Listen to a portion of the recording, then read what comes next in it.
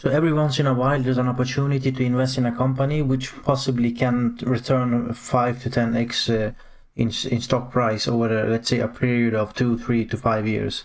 And I think Intel has definitely potential to be one of those companies.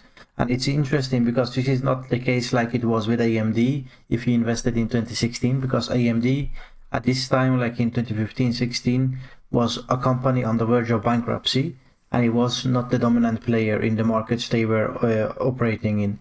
But Intel is quite interesting because they have gone from the main player in the CPU market, the dominant main player, and due to their own arrogance over that period between 2012 to 2018, due to their own arrogance, they kind of started to lose their leadership, and now they have to pay the price for that. But I believe that they have paid the price for that. I think possibly that we are in a position where they are kind of bottoming, and some things are start to look better. If you look 2-3 years ahead, I'll show you in the product lineup soon in a video that it looks like some things are moving for the better. But yeah, so I think it's important to remember that in the period of 2012 and 18, they stagnated. They launched products that was just barely better than the previous one, 4 or 5% better in CPU performance compared to the previous generation. And this allowed the let's say the second player in this market, which was the AMD, to essentially survive from their catastrophic launch of Bulldozer in around early 2010. So I don't know, it was 2010, 11 or somewhere thereabouts. But it was a really catastrophic launch.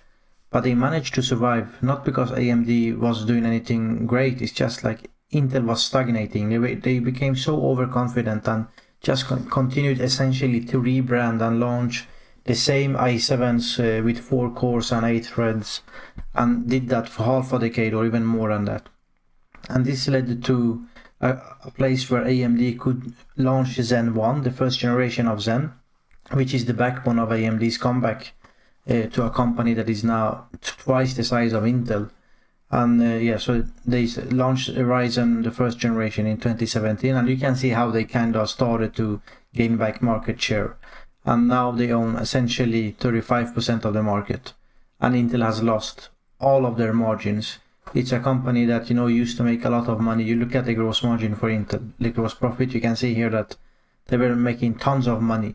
Like when AMD and Nvidia was making 4 billion combined, Intel was making 30 billion in 2013 and 15, and they peaked in 2020. But I think this was their their golden period from 2011 to 2018. Although you could see the warning signs by 2017, to be honest, when the first generation of Zen launched and everyone could see that it was a fair product. It was becoming quite evident with the problems that Intel had on the design side and also on the manufacturing side, the fabs.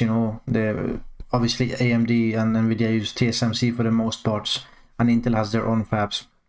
But there's also, I think now that the worst part of Intel's journey in this phase might start to be over. And I've been mentioning this over the past, let's say, year, and I think now we are still a year closer than to the trend reversal possibly. So let's figure out in the video if that's the case, and if it's worth to invest the money in Intel. So in order for this thesis to be correct, Intel needs to win back big customers, let's say from TSMC to Intel's Foundry. And I think there's some rumors out there, and also headlines like this, that Microsoft is investing a bit of money in Intel's 18A process, which is gonna be a 2026 product, maybe launched in 2025 late, but volume production middle of 2026. But it's important that customers like Microsoft show the way that we can trust Intel now. And if they manage to execute well, we can see that although Intel lost the leadership in 2014 and onwards because of what I mentioned previously, their arrogance in the market lead position. But they kind of lost the leadership. TSMC took over for a bit for the, let's say, last 6, 7, 8 years. But now I think Intel has a window to at least close the gap and maybe really challenge them. I'm not saying you should expect anything wild in terms of volume wise. I do believe that at least for the closest 5 years, TSMC will have the clear advantage in volume for the high-end products. But if you look at the past 5 years, Intel hasn't neither been there in terms of volume, but also not in terms of the high-end products. I do believe that there's some signs that points to the fact that Intel might possibly at least catch close the technology gap, and then let's say 5 years then from 2030 and onwards, maybe go for the volume leadership as well. So sure, this is, the Intel Foundry business that shows some promising signs. But what are the actual products that gonna, increase their revenue? For example, you see that Intel again changed their reporting segments. So they now have the client computing group, data center, and network and edge in one of their, let's see here. You can see there that what they call Intel products. So this is these three subgroups, and then they have the Foundry, the Ultra business, which is their FPGA, Field Programmable Gate Arrays, I think it stands for, and then Mobileye. I'll just show you that because you can see that on the Q4 last year, they kind of have different segments. You can see that the IFS, the Intel Foundry business, had a revenue of 291 million, and then you look at Q1 this year, and the Intel Foundry business now has 4 billion in revenue, 4.4. And it's just because they changed a bit in the reporting system, so you cannot take these are the 4.4 billion here is not comparable to the 290 million in the Q4 of last year. But yeah, so in order for them to kind of this is the latest reported numbers, 7.5 billion for client and computing, which is now their largest product line, and then data center, which traditionally, if you go back way back, was one of their main important segments, making 7 billion in Q4 of 2021 with very good margins. Because of AMD's market share gain here, Intel kind of had to either completely lose their market share or at least defend the market share, but then lose a lot of margin. And this is what have happened over the past 2-3 years. First, it was a bit slow. AMD couldn't really claw back the market share. They went from a couple of percentages to, let's say, 3, and then it took another year to go to 5. But then by the time they were at 5-6%, in 1 year they jumped to 10%, and then to 15 to 20. So yeah, it took a bit of time, but AMD finally managed to claw back market share, and then also destroying Intel's gross margin in the data center. And you can see here, look at the Abyssal revenue in 2021's Q1, 2.9 billion. It's a lot of money, to be honest, more than AMD. But look at their margins. They're not making any money. So they're holding tight to the ropes, They're hanging by the ropes now, the data center revenue, the data center segment for Intel. So they need something now to essentially stabilize the situation, because if this company, I mentioned that one of the main reasons that my thesis around Intel getting the comeback is the Foundry business, but also one of the other main important segments is the data center. If they manage to increase this 3 billion to 4, 5, 6 billion, that's gonna definitely give them well-earned margins. And I'm gonna come to the yellow numbers here because that's my projections. Q2, to be honest, is I think quite safe because they guided themselves roughly for 13.5 billion. But in best case scenario, maybe we could get something like 21 billion in Q4. But we'll come to this later. The important part here is to look at the products. So if we go to my data center GPU, and we can see that Intel is not, here you can see NVIDIA, AMD, and Intel. And these are, the AI part of the servers. The stuff that made NVIDIA become one of the largest companies on the planet. And you can see that in this year, they are projected to sell around $90 billion of AI servers. AMD projection to 4 to 5 billion and Intel 500 million. So yeah, it's not picturing a good picture for Intel at this stage, but that's not this is, let's say, new business segment in a sense. But the traditional server side, the CPUs that you have in your servers, this is where things start to look a bit interesting, because if we start in 2022, Intel had the Ice Lake CPUs based on the Intel 10 process, 20 cores, 40 threads, and then the Ice Lake SP 40 cores, 80 threads, and they were just like, you know, destroyed by AMD. 64 cores, 128 threads, and 96 cores and 192 threads on a, to be honest, better process. And yeah, so AMD destroyed Intel in this regard, you know, and that's why they kind of started to gain market share. Now again, this is, you know, the entire x86, including laptops and desktop CPUs and servers and everything included, but I'm now specifically talking about servers. And then in 2023, Intel launched the, you know, Sapphire Rapids, and then late also that year Emerald Rapids, which they also added in with Emerald Rapids some accelerators, and in some workloads Intel was fairly competitive, you could say, but still, like, you know, on a general note, they were nowhere near AMD. AMD with the Bergamo at 128 cores, just like, you know, they destroyed Intel there again. So this 2022 and 3 was not good for Intel server, and this is where we see, you know, all the margins that I showed you here. Let's find the slide again. Second please. There you can see, you know, don't make any money here, essentially Q1 of 2023, and the picture looks kind of the same if you go back to Q4 and Q3 of 2022. But the interesting part is this year. So Intel launched with their Intel 3 process, or at least they announced their Sierra Forest and their Granite Rapids. The interesting part here is that, you know, whereas previously they had like one core for their entire CPU server lineup, now they have like a smaller core and a bigger core.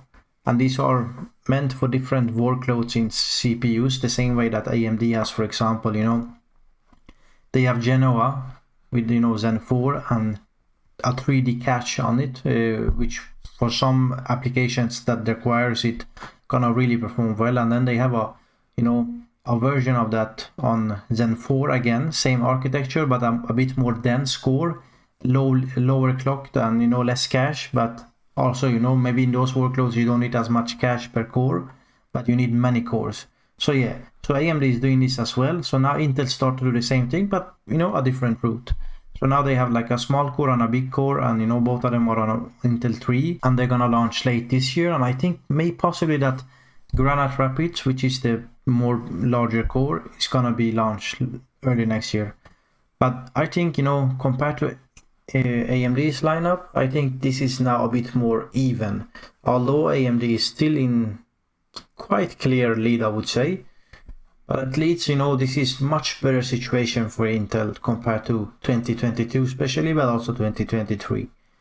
So I do believe that, you know, it's gonna be really interesting to see how their data center is gonna perform Q4 this year. I don't believe Q3 is gonna be that good, because Q3 is gonna still, you know, they haven't probably ramped up the volume. But I think Q4 is gonna be interesting one.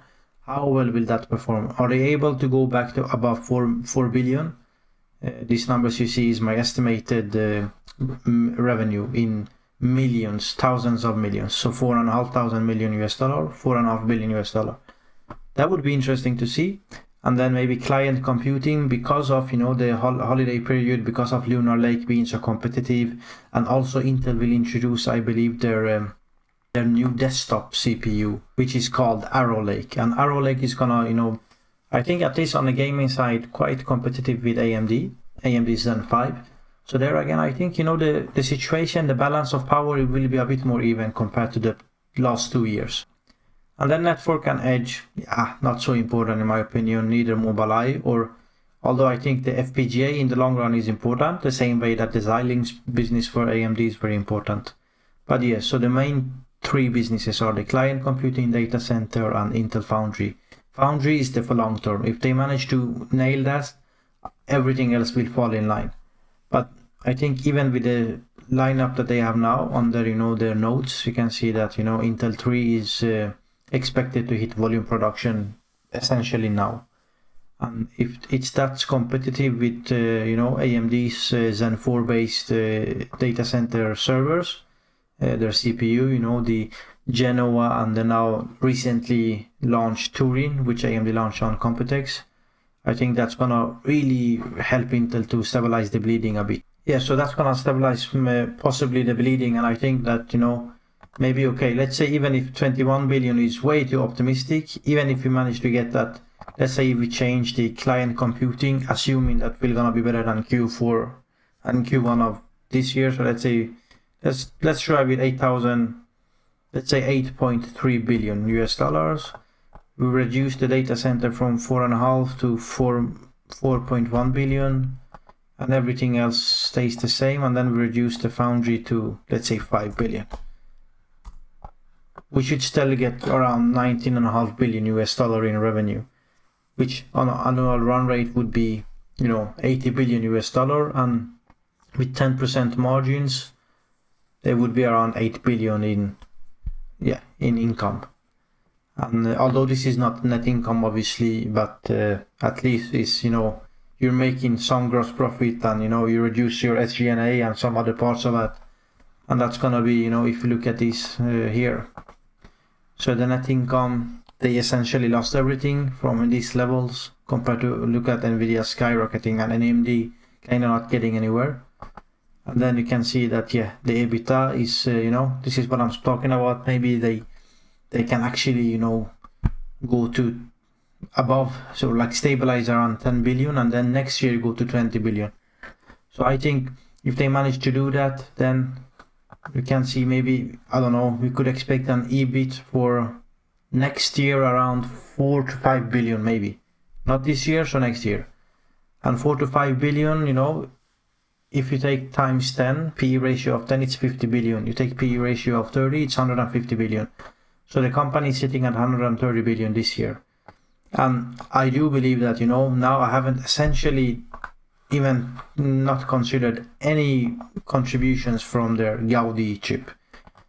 I think there's possible that, in 25 and 2026, they're gonna be in the, let's say, single digit, but billions, like 3-4 billion US dollar in Gaudi 3 and the successor to Gaudi 3. And if they manage to do that whilst they nail down also their, their manufacturing, the margins that they gonna in turn be able to make, let's say compared to NVIDIA, which has to outsource their products to TSMC, sure, they make a lot of money now because they are the first company, and also, they were like around 12 months ahead of AMD as well. So there you can see like the amount of revenue they have there. But I think like, if Intel comes to, let's say, 3 to 4 billion in additional revenue besides everything that I mentioned here, let's say you add, I don't know, another billion there. So let's make this 5 billion. Assume that this 5 billion is now, for Q4 of next year. But that of those 5 billion, 1 billion would be specifically from the Gaudi 3 chip, with much higher margins. Yeah, I think that's gonna help Intel quite a bit. So yeah, I believe there's actually I'm really close to considering taking a position on Intel now. It's remember again, like, NVIDIA is 25 times larger. Sure, they make a ton of money right now, NVIDIA, but Intel has the manufacturing capability, and it looks like it's the worst of the the stories behind us. It looks like it. So I think there's a huge value to that. Other than TSMC, no one else can make these kind of chips. And then there's the packaging, and by 2027 or 2028, they probably will have many customers if they nail everything. So yeah, I think this is there's definitely a possibility if they continue on this path, and Pat Gelsinger actually stays true to his promise, then I think this company could be a $1 trillion company. And in the longest term, I think they're gonna have potential to be bigger than NVIDIA and AMD combined again. So thank you for watching. Please like the video and subscribe, and see you in the next one.